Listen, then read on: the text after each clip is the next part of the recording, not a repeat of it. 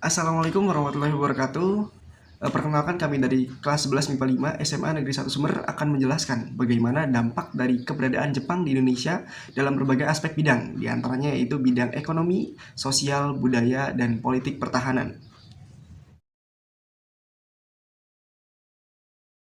Perkenalkan, saya Hafiz Zamzam, saya akan menjelaskan dampak di bidang ekonomi. Nah, di bidang ekonomi ini terdapat dampak positif dan dampak negatifnya. Dampak negatif yang pertama yaitu terputusnya hubungan antar daerah di Indonesia karena adanya self-sufficiency atau kemampuan untuk memenuhi kebutuhan daerah tersebut secara mandiri. Yang kedua, fokus dari ekonomi di Indonesia ini terfokuskan kepada Jepang, untuk kemajuan Jepang dan untuk industri yang ada di Jepang.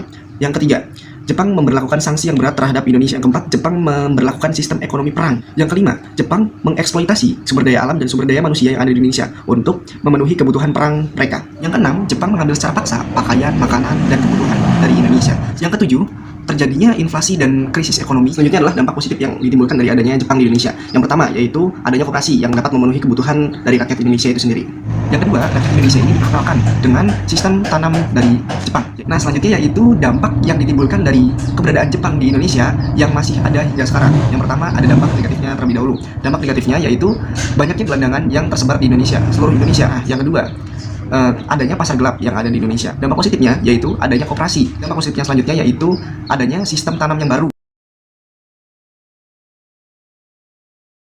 Izin memperkenalkan diri, nama saya Muhammad Syafat Rahman, saya dari kelas 11 MIPA 5. Di sini saya ingin menjelaskan tentang masa kependudukan Jepang di Indonesia di bidang sosial. Banyak masyarakat Indonesia yang bilang bahwasanya masa pendudukan Jepang itu lebih kejam daripada masa pendudukan penjajahan di Belanda. Walaupun Jepang hanya menjajah Indonesia selama 3,5 tahun, tetapi banyak masyarakat Indonesia yang menyatakan bahwasanya masa pendudukan Jepang ialah lebih kejam. Nah, salah satu dampak atau pendudukan Jepang yang kejam adalah bidang sosial. Nah, di bidang sosial ini banyak memberikan dampak negatifnya bagi masyarakat Indonesia, yaitu dampak negatif dari pendudukan masa penjajahan Jepang di Indonesia di bidang sosial adalah yang pertama itu dengan adanya Romusha. Jadi Romusha ini adalah suatu sistem kerja paksa ataupun kerja rodi. Jadi masyarakat Indonesia itu disuruh bekerja dengan paksaan tanpa dibayar upah ataupun yang lainnya. Lalu yang kedua itu ada Jukun Yanfu. Jadi Jukun Yanfu itu adalah wanita muda Indonesia yang pada saat masa pendudukan Jepang. Wanita muda ini terutama fungsi utamanya adalah untuk menghibur para tentara Jepang. Nah, dampak positifnya yang masih ada sampai ini adalah yaitu dengan adanya kerja bakti atau konsumosi. Nah, dengan adanya kerja bakti tersebut, sehingga masyarakat Indonesia adalah mempunyai jiwa rasa nasionalisme dan juga mempunyai rasa saling menguatkan. Perkenalkan, nama saya Muhammad Dhani. Saya akan menjelaskan dampak kependudukan Jepang di Indonesia dalam bidang budaya. Dampak positifnya yang pertama itu adanya animasi film. Animasi film ini adalah tayangan animasi dan superhero Jepang yang menjadi hiburan di Indonesia. Yang kedua itu adanya kebebasan menggunakan bahasa Indonesia sebagai bahasa pengantar atau bahasa sehari-hari. Selanjutnya itu dampak negatifnya. Yang pertama itu adanya seikiri atau membungkukkan setengah badan, yang mana hal ini itu bertentangan dengan agama Islam. Yang kedua itu bergesernya budaya lokal, karena Jepang menyebarkan kebudayaannya melalui lagu-lagu dan tarian-tarian Jepang. Dampak yang masih ada hingga saat ini itu yang pertama ada animasi film. Animasi film ini terus berkembang hingga saat ini. Yang kedua itu adanya upacara bendera yang masih dilaksanakan hingga saat ini.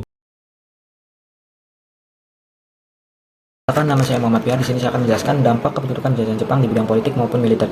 Nah, dampak positif di bidang politik yang pertama, orang Indonesia diberikan kebebasan untuk menggunakan bahasa Indonesia, sehingga bahasa Indonesia dikenal oleh rakyat.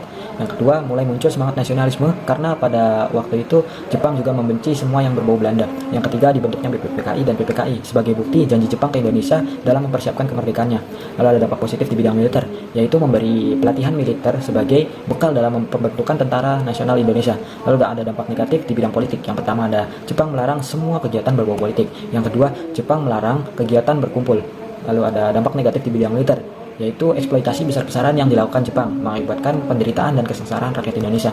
Lalu ada struktur pemerintahan Jepang. Yang pertama ada Shu sebagai provinsi, Ken sebagai kabupaten, Shi sebagai kota, Gun sebagai kecamatan, Ku sebagai kelurahan, dan Son sebagai desa.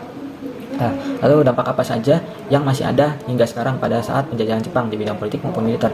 Yang pertama ada hasil dari BPPKI dan PPKI, di mana pada waktu itu menghasilkan dasar negara yaitu Pancasila. Dan yang kedua ada terbentuknya tentara pertahanan rakyat seperti TNI yang dibagi menjadi 3, yaitu TNI Angkatan Udara, TNI Angkatan Darat, dan TNI Angkatan Laut.